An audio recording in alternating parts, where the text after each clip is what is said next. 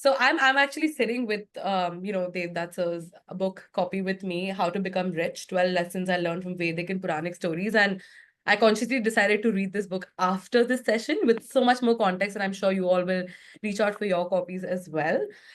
Great folks, while more people join in, I'd love to introduce you all to Sangeeta. Sangeeta Wadhwani is an editor with Hello magazine and has a prolific career as a founding editorial force with Elle and Love Fickle magazines. Lufici. Got it. Devdutt and she used to collaborate on her heritage column in Society magazine, which he would illustrate with a dash of humor. Sangeeta is also the author of 4 books in 4 genres: Shakti in the City, Bollywood on the Bend, a richly illustrated coffee table book. She also has The Encounters with the Rich and Famous and Mind the Gap. All of these are available on Amazon. And over to Sangeeta. Folks, we will be recording this session. Please feel free to unmute towards the Q&A session. And meanwhile, you can drop your questions in the chat as well. Yeah, over to Sangeeta. Yeah, so I'm very grateful to Devdutt for making time to interact with all of us. I have attended possibly 3 or 4 of his live conversations. Once I remember the NCPA, once at the Jaipur Literature, a couple of times at the Jaipur Literature Festival. And each time, and the Mehboob Studios, the Times Lit Fest, each time you'd walk away understanding that your culture is so much more profound and practical. It's not an airy-fairy culture. It has so many prescriptions for the optimal way for humans to evolve, to live, to enjoy the samsara. We may call it an illusion, but at the same time, Krishna consciousness is all about saying, what the heck, enjoy the luxury, just look after your planet, because Go Mata, I learned from your book, Devdutt, Go Mata is metaphorically the earth, and Gopala is someone who takes care of the earth. So earth consciousness is ingrained in wealth consciousness. If you treat your planet right, okay, which is now the direction most corporations want to go, then you are actually bringing to life an operational truth from Indian scripture, Indian mythology. Just give me a second. I'll just switch on my own recording device. So Devdutt, when I was reading your book this time, I actually felt enlightened in a way that was very practical. Okay. And I want to do a quick general introduction to Devdutt and why he's an extraordinary figure in contemporary storytelling. Of course, we know that for him, mythology is a toolkit that translates into realistic and usable truths and illuminates human existence. And God only knows how lost we were over the materialistic 80s, the slow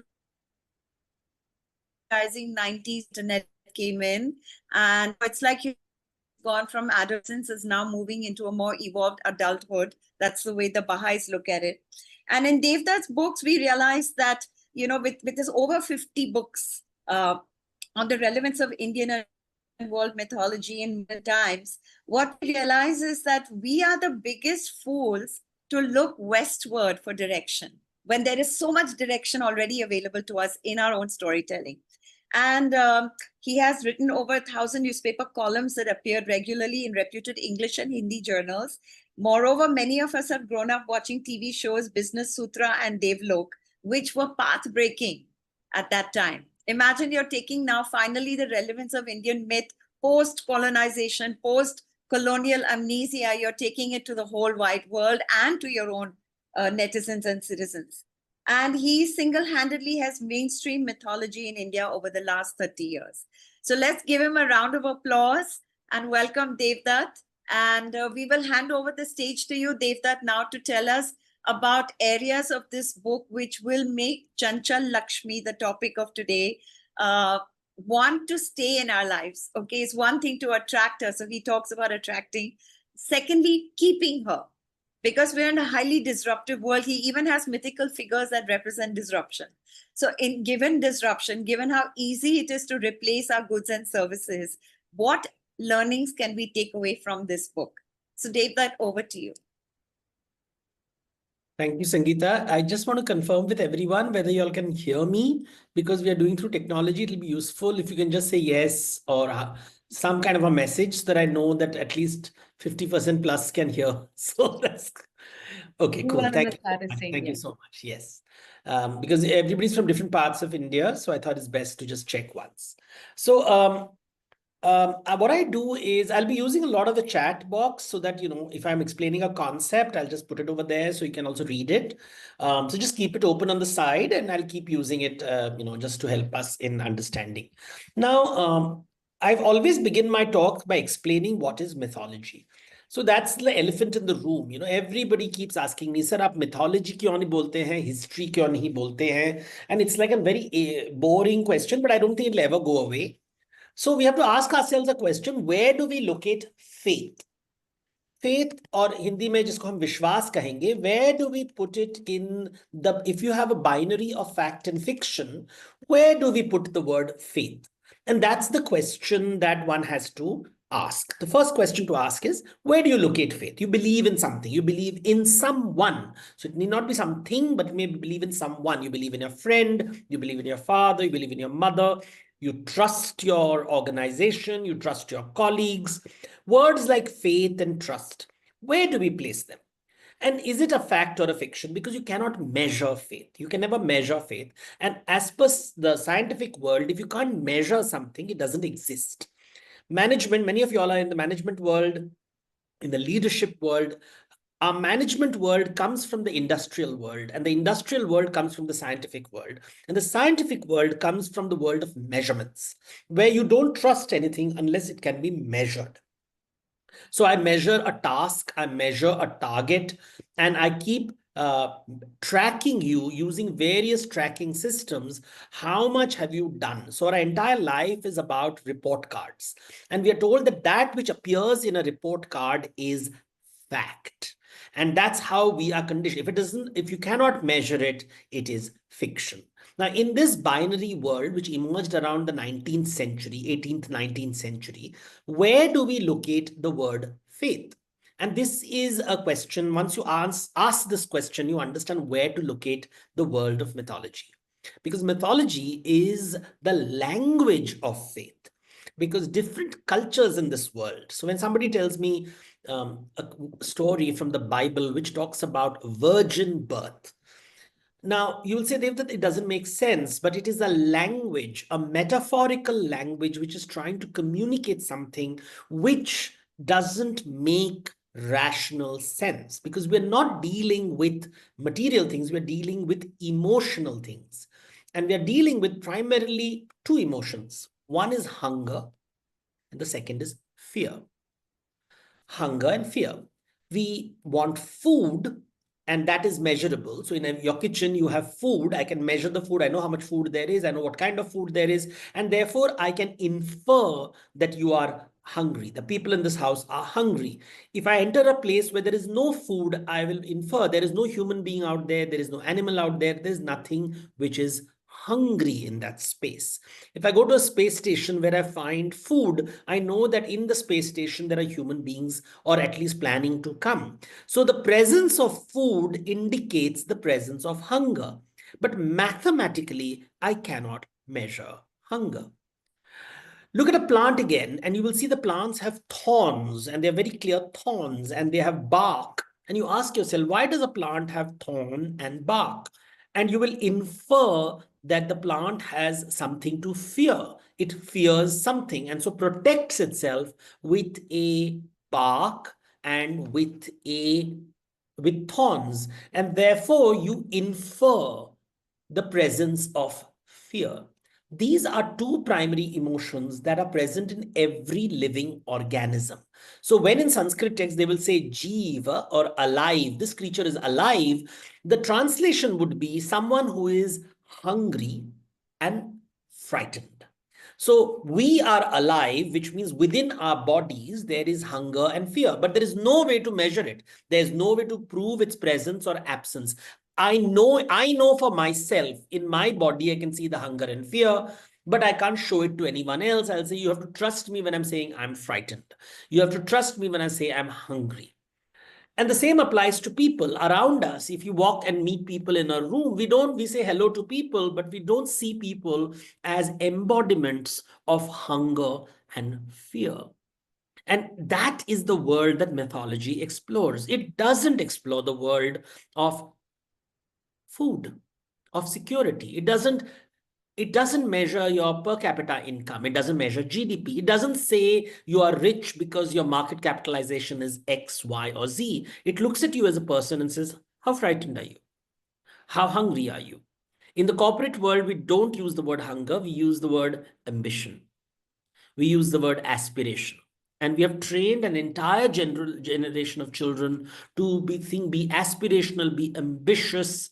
We are fueling their hunger by comparison. We're constantly comparing. We all have report cards. We have report cards during every month, every day. We have report cards in our family. We have report cards in office. We have report cards with our government. The income tax department has a report card. Everybody has a report card, and we are functioning through appraisal systems which are measurable, and we are being told that is the truth. And yet, human relationships are not based on those numbers. And that is the world of mythology. And that is it. Folks, request you all to mute to avoid any disturbances. Sorry about that, Devdutt. You can go ahead. Thanks. So that is the world of mythology, and that emotional space is what is expressed in stories, symbols, and rituals for thousands of years. So it's not a unique emotion or a modern emotion. It's not that because science emerged, suddenly these emotions went away. They've always been around, and they've been manifesting in stories, symbols, and rituals around the world. That being said, they are culturally aligned, which means the stories, symbols, and rituals which emerged in the West are very different from stories, symbols, and rituals which emerged in China. And stories, symbols, and rituals which emerged in India are very different. I usually focus on Indian stories, but I compare and contrast them with stories which come in other parts of the world. So that is something that happens, and you have to understand that every culture has its own stories, its rituals, its practices, and we don't realize this because somewhere along the line we just assume we were rational creatures, and then there are philosophy students who talk about structuralism, post-structuralism, postmodern. In the process, we have forgotten something foundational, that these ideas have always existed. Now, today, of course, I'm going to focus on the financial aspects of it. And it really, when you understand, the human need for wealth, where is this need coming from? And the easiest way to understand this is to observe plants. Now, look at a plant. Every plant has leaves because it is seeking sunlight. It has roots because it is seeking water. So it has a target. It has a target. Every day you need sunlight, you need water, you have target. And the Hindi word for target is Laksh. From Laksh comes Lakshmi. And that's how the word Lakshmi comes. It is what is the primary motivation of life, to that which keeps me alive. Now, the interesting thing is the earliest motif of Lakshmi, if you were to search and say, where was the oldest image of Lakshmi found? You have to travel to Sanchi, which is a little about 2 hours drive from Bhopal. You will go to the Sanchi Stupa, which is Buddhist Stupa. And we've always heard of Buddha being the one who renounced the world. But when you go to the Sanchi Stupa, around the stupa, there are railings and there are these gateways on which there are the earliest images of Lakshmi. And she's shown seated on she's bejeweled, she's very bejeweled. But unlike the modern Lakshmi images, she doesn't have 4 arms, she has only 2 arms. 4-armed Lakshmis are only found in Hindu art. But in a Buddhist art, it has 2 arms, bejeweled woman sitting on a lotus flower in a lotus pond, surrounded by elephants who are showering her with water. Now that's the symbol. So it's a symbol. Now it doesn't make sense. How can a bejeweled woman, sit on a lotus plant? But it is trying to communicate something about fecundity and fertility. And that's what they're trying to say. Now I want to give you a contrast of how myths work. Now this is where I'm going to ask you, because sometimes I feel when we don't see faces of people, it's like a school teacher in me, where I'm going to check how many people are paying attention. And how many of y'all have heard of something called a Shark Tank? Everybody. Let's check how many are. There are 40 people right now in the group. Let's see. Just say yes or no. That's all. Have you heard of Shark Tank? Yes. Yes. Yeah, on the chat box is good enough. So that's great, great. So that's very motivation, confirming there are people around. I do a lot of student sessions where the children just switched on and disappear. So sorry, but I'm a positive habit. And just to bring some jest into this, but just please keep it on mute. I can hear some sound still. So just request you all to please keep it on mute. And so yes, Shark Tank is something that you find as a phenomena nowadays. And if you look carefully at Shark Tank, what does it say? It says in order to succeed in life, either you have to be eat or be eaten. This is the model which the West has created for the world. It is, we are still in the jungle because that's how in the jungle animals live. And deer is always perpetually terrified that it's going to be eaten someday. And therefore, deer, although surrounded by grass, never eats a full stomach because if its stomach is full, it cannot run. And the lion is not, has to hunt for food every day, and it has to hunt for several days before it will get one deer, and then it can eat with a full stomach and relax. And once it is full, it doesn't hunt anymore and not a threat anymore. So nature has its own balancing techniques, and we see that in nature you don't keep hunting forever, you don't keep foraging forever. There are seasons which balance it. You have, during the day, the plants are collecting their food. During the night, they're processing the food. During the summer, there is a growth. There is winter, there is a different behavior.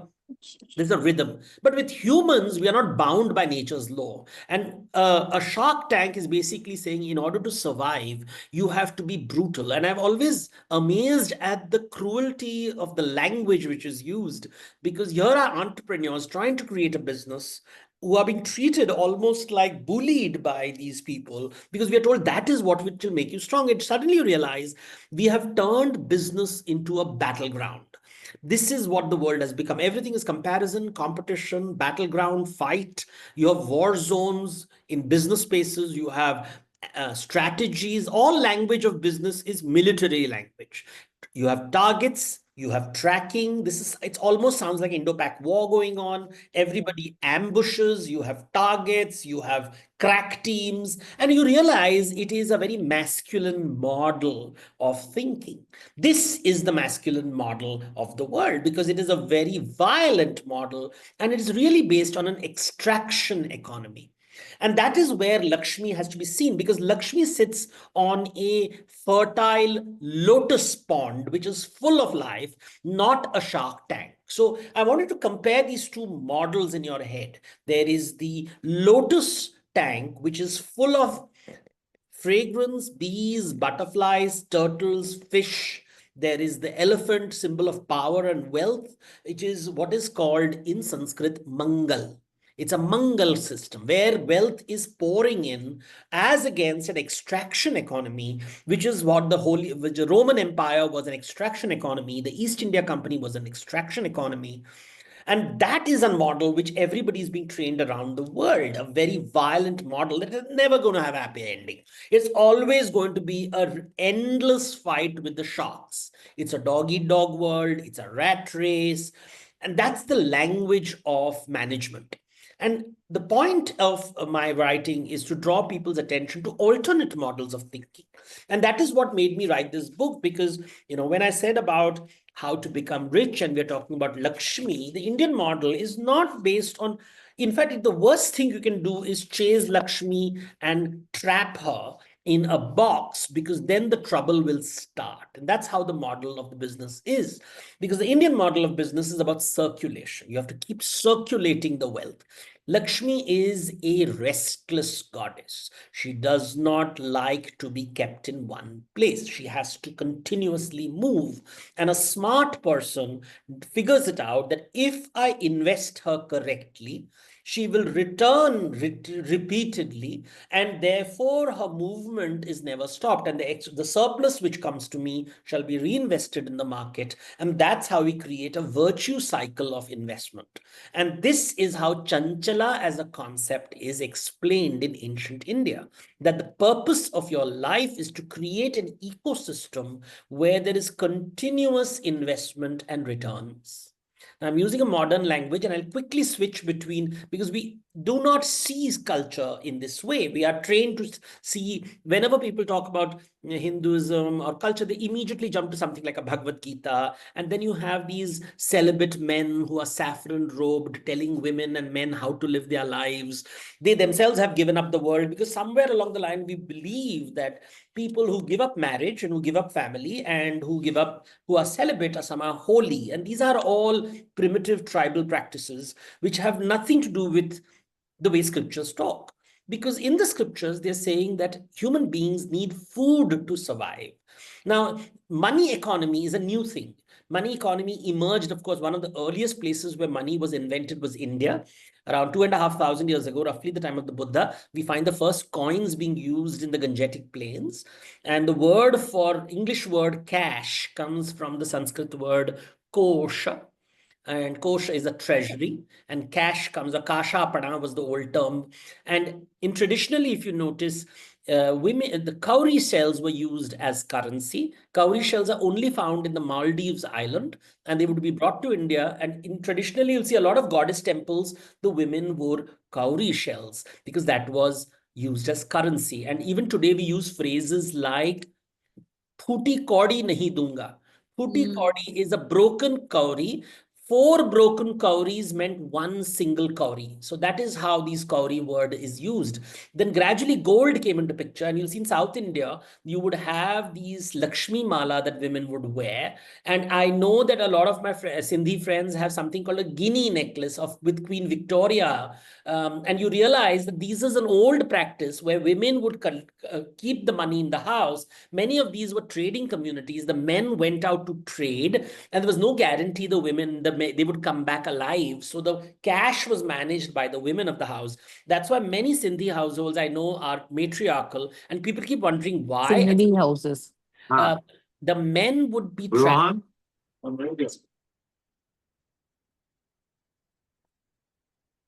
Can that be silenced, please? Thanks.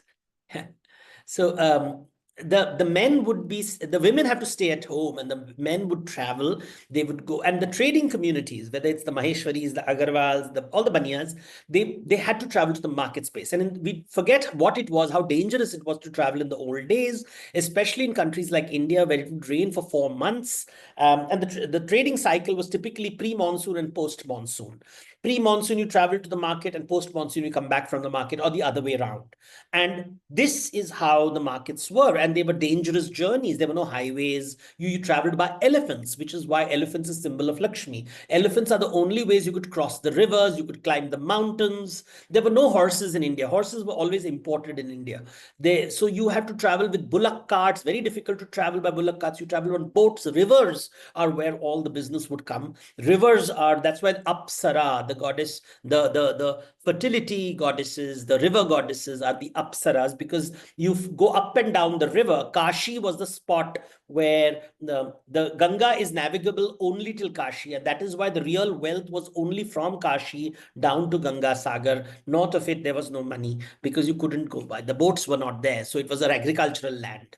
These things are something that we have forgotten over time. We had these vast networks across the country where these men would travel, and the women had to stay back home managing the money, and they were nervous and insecure. And nowadays, many people are using this word manifestation.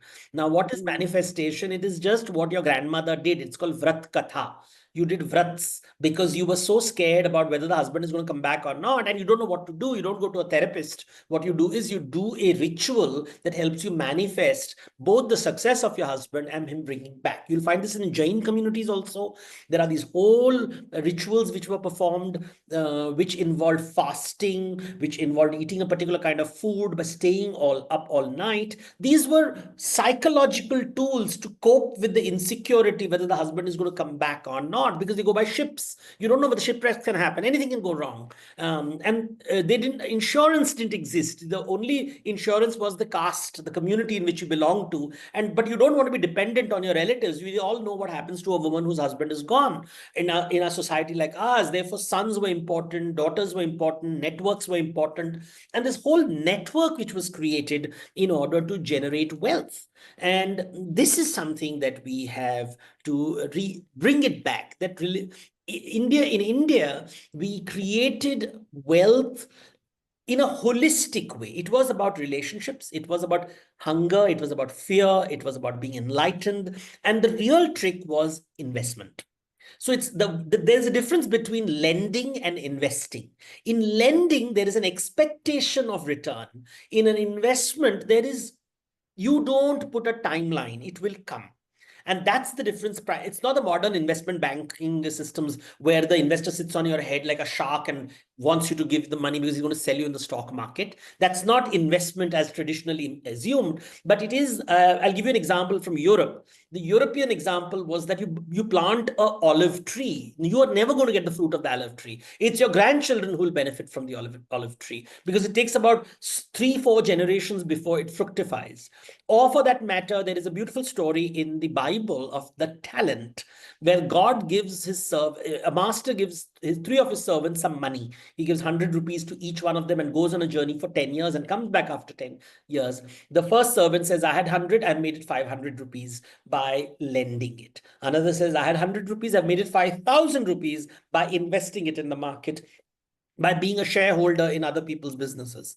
And the merchant is very happy with these 2 servants. The third servant says, you gave me 100 rupees, I saved it and I'm giving it back to you. This is the 100 rupees you gave me, I kept it safe. And the master says that, what's the point of giving you money? The word for money in the old days was talent. What's the point of giving you talent if you don't use it smartly?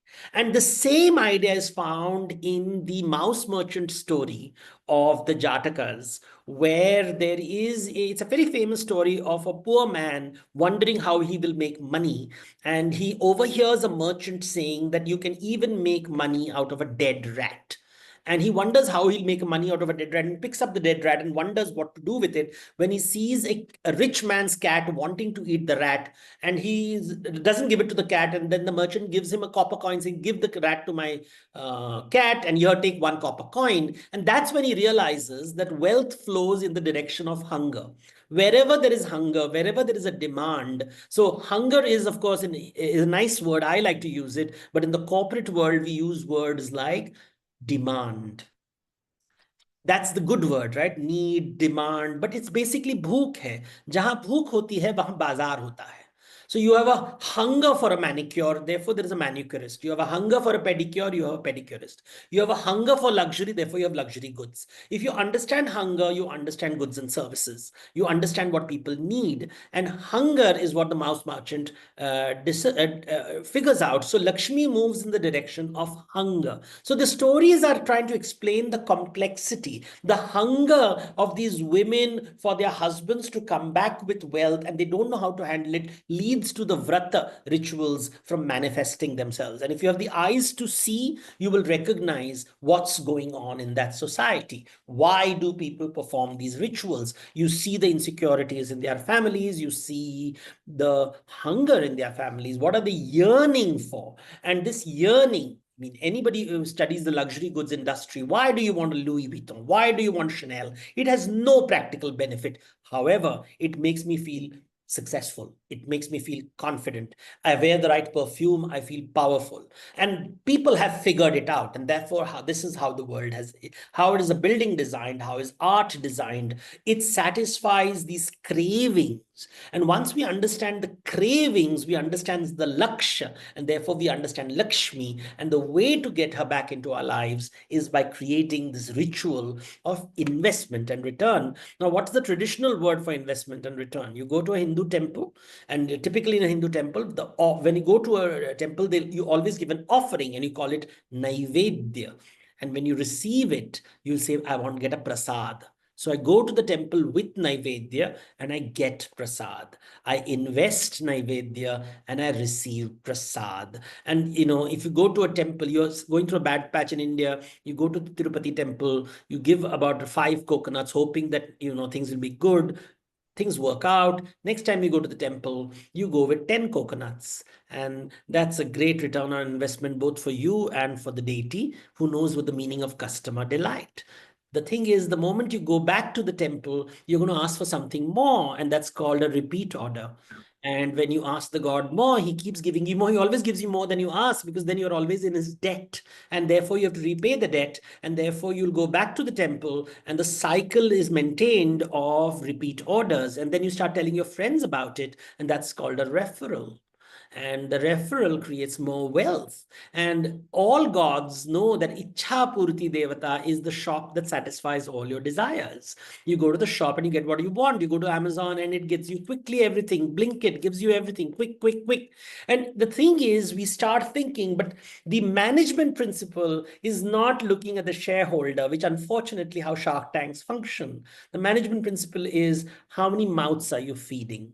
If you figure out how many mouths are you feeding, how many desires are you fulfilling, how many people are you satisfying, what kind of an ecosystem are you creating? Are you creating Mangala or Amangala? Because Mangala is where there is no bloodshed, there is a marketplace being created, while Amangala is an extraction economy where you make money, which is how many companies function. They create crisis so that you will need them. And this kind of what is called a apada dharma, where you start working through crisis, and everything is about a crisis management, is Amangala or Ashubha. So in Diwalis, we'll write Shubh Labh, not Labh. Labh is profit, but you write Shubha Labh because it is a Labh which is based on a cyclical return on investments. And this model is why the Lakshmi footprint is kept at the door, because she's mobile, she's walking in and she's coming back in because you have given something out. It is not coming in because you are someone special. It's coming in because because you've invested all year round, you've invested something and the return is coming back to you. If this little model that you don't get anything unless you give something, you don't get this whole idea that I get something is not true. I get when I give. This is the primary model which you find in the Vedas. In the Vedas, it would be saying, "Tumhe swaha dena hai tatastu pane ke liye." You have to give something in order to get something. And if you start documenting and asking yourself, what am I giving? And what am I getting? And then you suddenly realize the balance sheets are not tallying and everything. And because the currency is not just money, it's also attention, it is love, it is affection, it's empowerment, it is so many things. And these are things that how the Indian model functions. It's always based on ROI, and it's always based on the cyclical nature of things. And that is something that can be expressed in so many different ways that I show you. Mute. Team, can we just see mute? Sorry about that, David. So just I think the host has the ability to yes, mute everyone. Yeah, that's exactly what we have done. Over to you. Thanks. So so this is the way the system operates, and that's the Indian model, which I wanted to draw your attention to. I mean, it's not the honestly, I've worked for the last 20-30 years with business families, and I feel sad that they're only following the Western model, a Shark Tank approach. It's not going to be healthy. Imagine your children being raised to participate in the Shark Tank, and they're going to die in the Shark Tank. And we are being told to participate in a Shark Tank. It's not something which is healthy. I'd rather be in a Lakshmi's lotus pond. And I think we have to create Lakshmi lotus ponds in our homes, in our businesses, in our industry. And since you all are ladies who lead, I think this conversation is very important to know.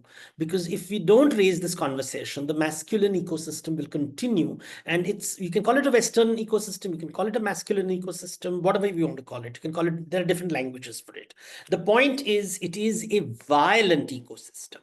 And I stumbled upon this idea because I was studying Jain mythology, and I always ask myself the question, why is one of the richest community in India following ahimsa when Shark Tank seems to be the way to bring? And I realized ahimsa is strongly related to trading, which is about exchange of goods. And ahimsa doesn't exist on its own. It exists along with a concept called anekantavad, which is plurality. And nowadays people are talking about diversity and inclusion as if it's some new discovery in the world. But anekantavad is about about having different people living differently, knowing that not everybody will think like you, function like you, and finding out ways in which you can cohabit with other people.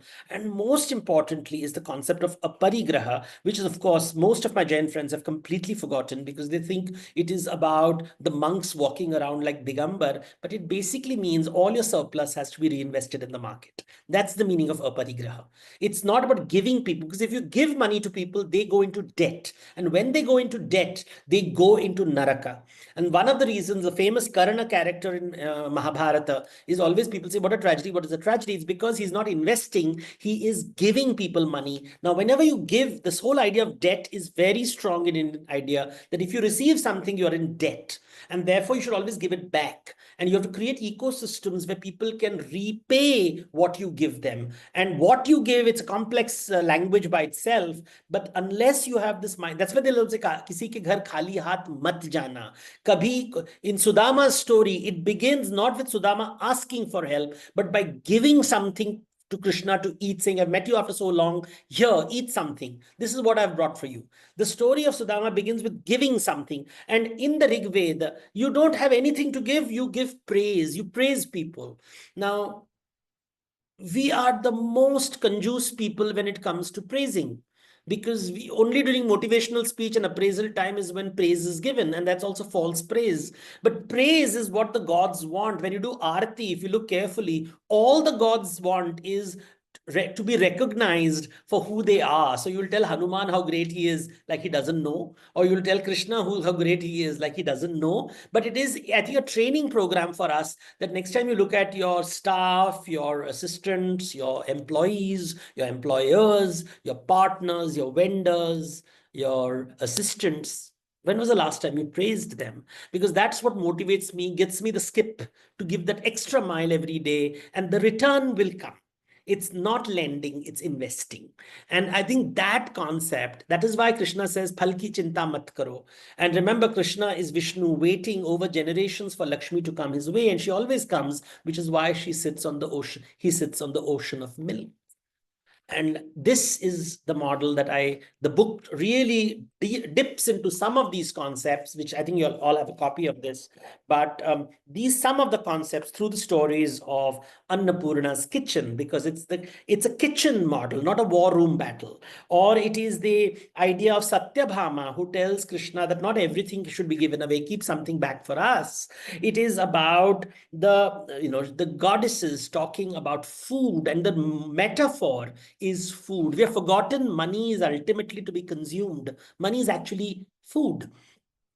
And we forget that. I see so many rich people who look hungry all the time. I see them all the time. They look so unhappy and hungry. And I mean hungry metaphorically. And that's so tragedy when you live, you've been blessed with affluence and abundance, and you look hungry because you're looking for more Instagram likes, and you're looking for more followers, and you want more people to tell you're beautiful, and you're looking for the next dose of Botox to make you beautiful. And that's where you forget the abundance that Lakshmi has given us. And I think we should focus on these ideas to make our country a great place. So that's my talk for today. We have time for question and answers. Please put your questions in the chat box, and then we can take it from there. Thank you so much, Devdutt sir. Meanwhile, Sangeeta, I know you had some questions with you. We'll take one question from Sangeeta while we wait for the rest of them to type in. Sangeeta, sorry, you're on mute. Yeah. Okay, one of the things I found very beautiful and relatable in your book was, Devdutt, you said Indra has no temples dedicated to him because Indra is a god that plunders. So there's a violent way to acquire your wealth, which even existed in Indian mythology. But Indra has no takers. No one prays to Indra. Temples are all for Vishnu.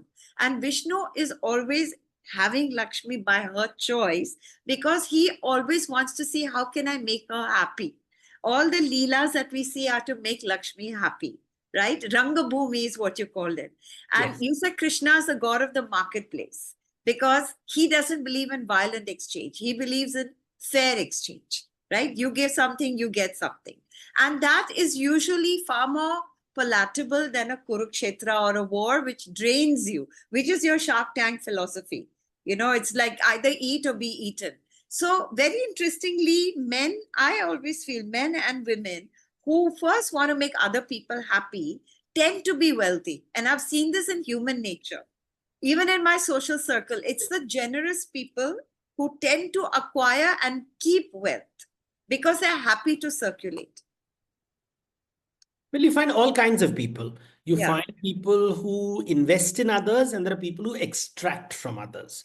Yeah. And in polite circles, everybody, every time I do a business talk, every businessman has told me I'm like Vishnu. I've never heard anyone say I'm like Indra. And never yet, not one workshop have I heard a single person saying, actually, I'm an Indra. And everybody says I'm Vishnu. And I'm like, okay, fine. Because it's a self-congratulatory thing. But what happens is you have to ask yourself a set of questions as to, and these are, as I said, mythology is about faith. There's no way to prove, there's no mathematical index to prove who is Indra and who is Vishnu.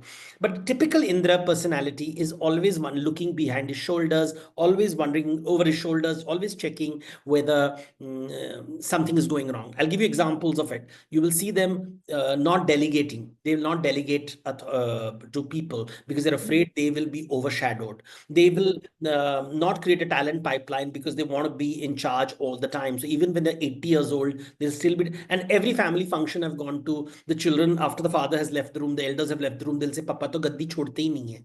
And this I've heard in almost every family management workshop I have conducted, where these young people from, mid-sized companies, 50 crores, 100 crores, 500 crores, telling me that, Papa to gaddi chhodte nahi hai, he started the business, therefore he thinks he knows everything. And he does know a lot more than us, but it's time to prepare for the next generation because like Bhishma is told. So, you do find these are the traits that I say that you'll find in The understanding. Indra leader. Yeah.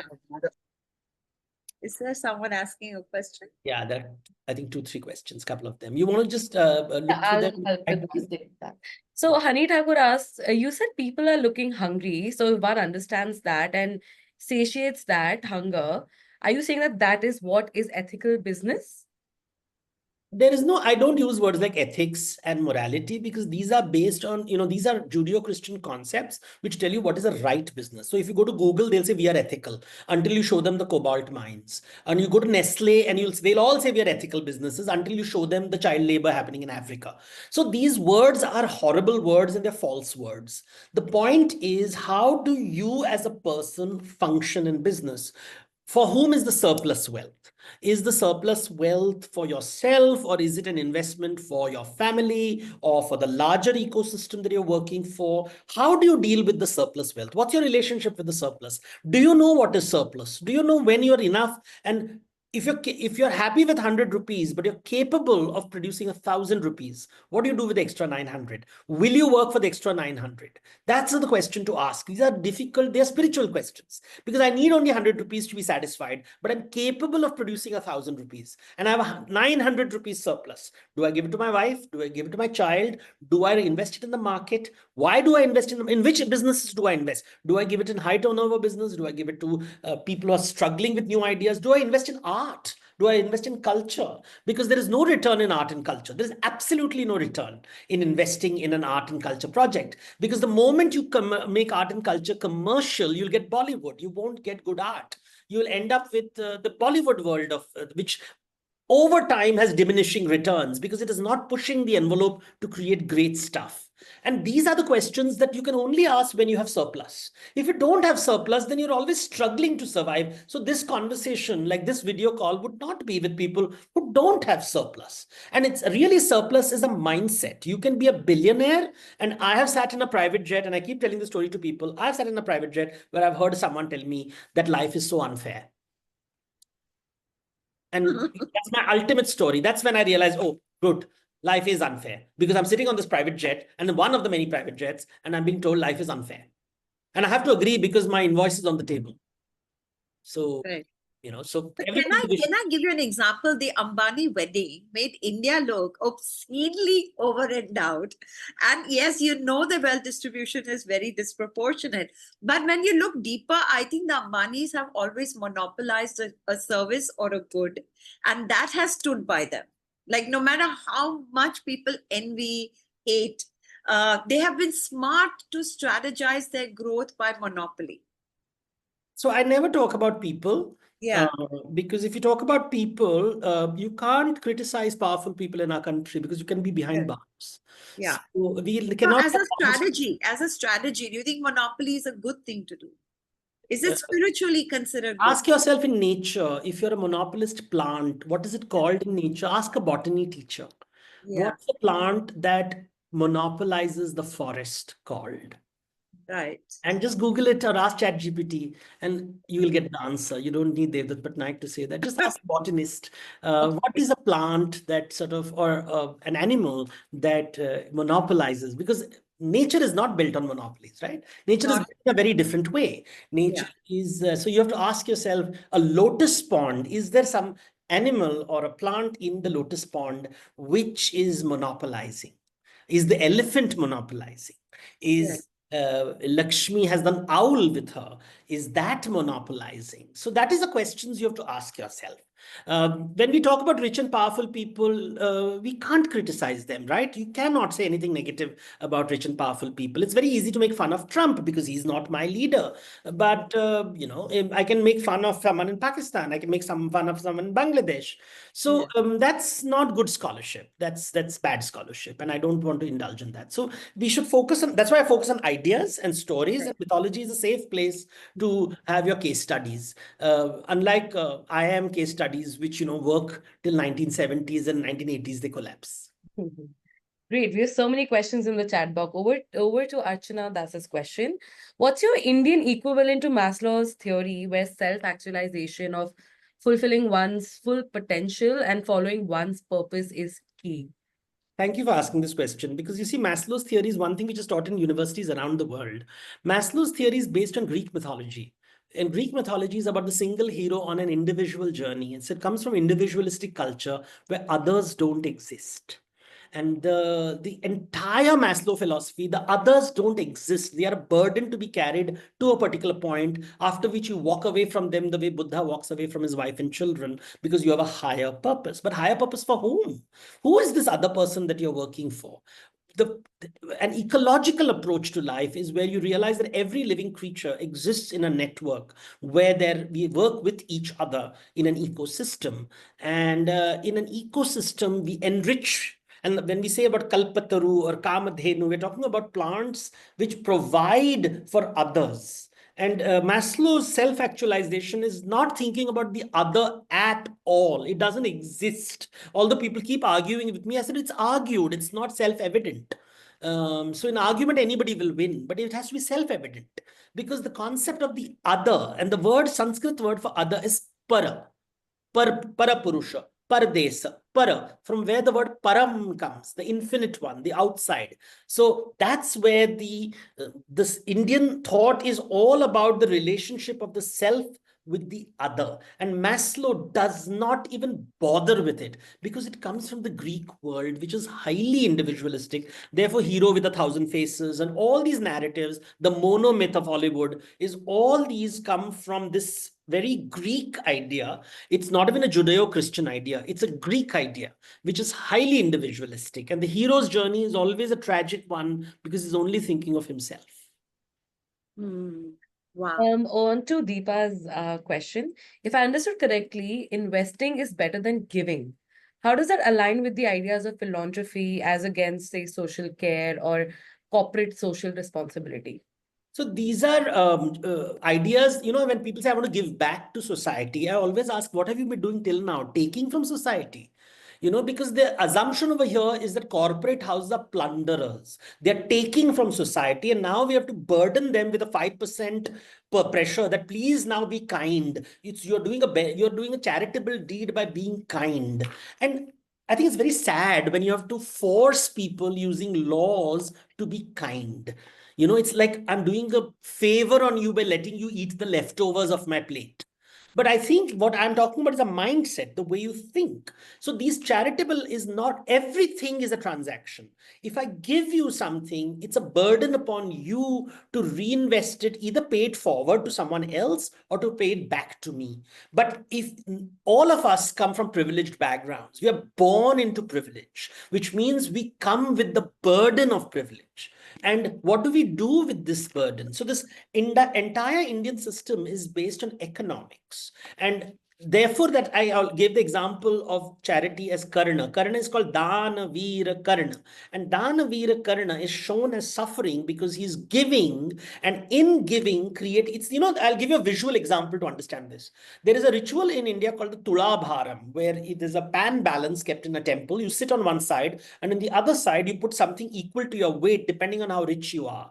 So if you can put on the other side just cotton and equal to your weight and distribute it, or you can put pearls if you have money, or diamonds worth your weight, and depending on how rich you are, you will get the same tula. So the weight is the same, but the value is different. But every time you give something, you go up, and the person receiving it is going down. And this is how Indian thought looks at all kinds of transaction. Pap is when you take or receive, and punya is when you give. Then you lighten your burden, which is the whole idea of aparigraha in Jainism. So it's all ideas are interconnected in India. And this idea of giving it to someone, but he is under burden. And this is a very important. So I always tell people, you build an orphanage. Those children are educated in the orphanage. They carry the burden that someone invested in them, and they have to now invest in others. We are not orphans. We have got other benefits. Where do we, this whole idea of pitra rin is there. It's a very strong pitra rin. So someone had once asked me that what in Indian spirituality, what is profit? And I said, it's debt. So the definition of profit is debt. You become Vishnu the day you realize surplus is debt. It's like the radish, if a radish plant, it has a lot of surplus. So now it has become a rich, juicy radish. It validates its existence when a rabbit eats it. If a rabbit doesn't eat it, it's going to rot and then still it'll be eaten by microbes. And it really comes from very strong Hindu philosophy, which says Jivo Jivatsya Jivanam. All living creatures are consumed by other living creatures. And this is an elaborate idea which emerges from where whatever I'm saying today is coming from, this one big foundational Vedic idea that all living creatures feed off others. These ideas don't exist in the West. Because in the West, the whole idea is human beings are on top of the food chain, and the whole earth exists for our pleasure and plunder. That is why we are spoiling the oceans and not thinking about it. So the Indian models are very deeply disturbing at one level also, because it sort of constantly reminds you that, every time you have pleasure, that means every time you have a lot, are you creating Vaikunt or Swarga? Because in Swarga also there is pleasure, in Vaikunt also there is pleasure. But in one, the pleasure is based on extraction and exploitation. On the other, it is based on a continuous return on investment, which is how it's a very mental model. And it's not like a recipe, but it's how you think about life. How do you function in life? How do you function in relationships? How do you function as a leader? That's an important point. Great. There's so many more questions in the chat box. Thanks so much, Devdutt. So you've been at it. We have a question from Surbi S. She says, you mentioned that Lakshmi leaves when wealth is hoarded. In today's world, what are some simple everyday ways we can invite her into our lives meaningfully? I understand you spoke about investing and creating like the olive tree. Could you please elaborate a bit more on that idea and how we can implement this in our everyday life today? So the everyday life is, you have to ask yourself, how many people did you make happy today? How many people did you energize? How many people did you enable them in some way, whatever they wanted? If you start making a list from day to night, or when you're writing your diary at the end of the day, how much of the time was spent extracting and how much of the time was spent investing? And of course, remember, the smartest people on earth can fool themselves the best. So do not fool yourself. Don't be very smart. And because there's no one watching, nobody's watching. And the thing is, we love to consume, but it's easier to eat than to feed people. And if you ask yourself, if I spend more time feeding, and feeding is a metaphor, of course, lots of things will happen. You look at a child and say that, am I enabling the child to become independent? Am I enabling my team to become independent? Am I creating the next person to replace me? Am I investing in a business which will not give great returns, but will create great human beings? All those are the questions. And how do I spread my balance sheet the day, 24 hours? How much time do I spend for myself? How much time for the family, for people, for strangers? How do I deal with strangers? How do I deal with cabin crew in a flight? All those things, I think, can decide how generous we want to be. So Preeti Janeja asks, what should you not do to make Lakshmi unhappy? Having a Kuber statue at home is a good thing? I She's don't deal with magic. For that, you have to call a feng shui expert. got it. Surbhi S again asks, can you also elaborate on the concept of Annapurna in line with the same idea as, talking about what we can do in our everyday life? So Annapurna is the one who feeds. Now it's very funny is, I always tell the story of Annapurna has a husband who doesn't eat. Shivji doesn't eat anything. She's still cooking all day. And you have to ask yourself, for whom is she cooking if her husband is not eating? And she's cooking and he's called Bhikshatan, the beggar. And who is he begging for? And that's the question we have to ask ourselves. We all live our lives. We have kitchens. We have lots of foods in our house. How much of it is in the pantry? How much is it in the fridge? How much of it is in the stove? How much is it in the utensils? And how much is this how many people are we nourishing? And once we start answering this question, how many we're capable of? We don't have time, so I'll end with just one question, one story to understand this concept. Because, Yudhishthira, when he became the king, he invited thousands and thousands and thousands of people to eat in a banquet. And everybody was well fed and everybody was rewarded.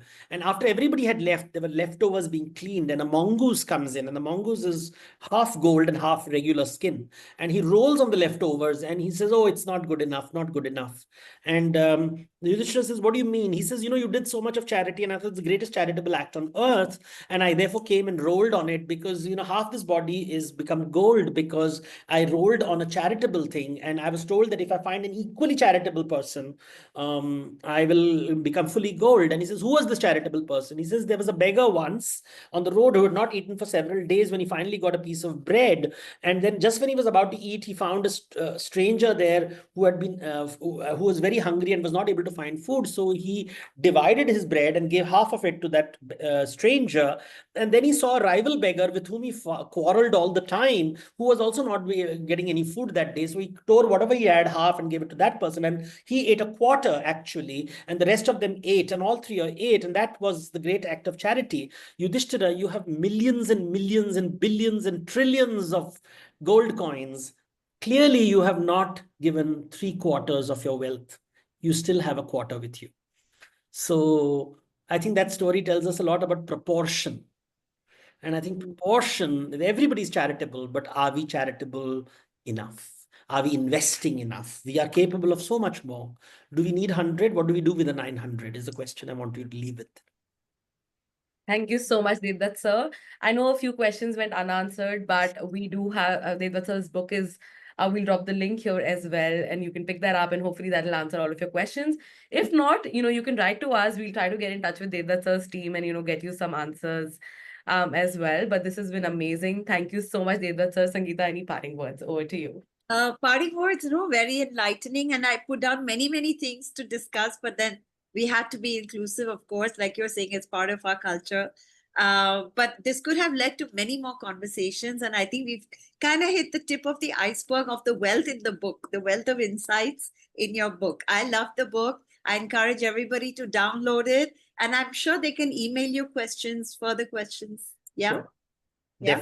Definitely. Thank you, Devdutt. And I hope to see you more at live events and hear more of you. I don't know what's happening with Times Lit Fest. Jaipur, you just explained, but what's happening with the Bombay Lit Fest? Chalo. Yeah. Bye-bye. So much. Good night. Have a good evening. Bye-bye. Thank you so much. Good evening. Bye-bye. Thanks. Yeah, that was an interesting session. And there's so much more to chew on in the book. Yes, this is amazing. I'm glad we were able to share the link with everyone. We've Yeah. made a note of all the questions that went answered. We'll try to get to it from our side.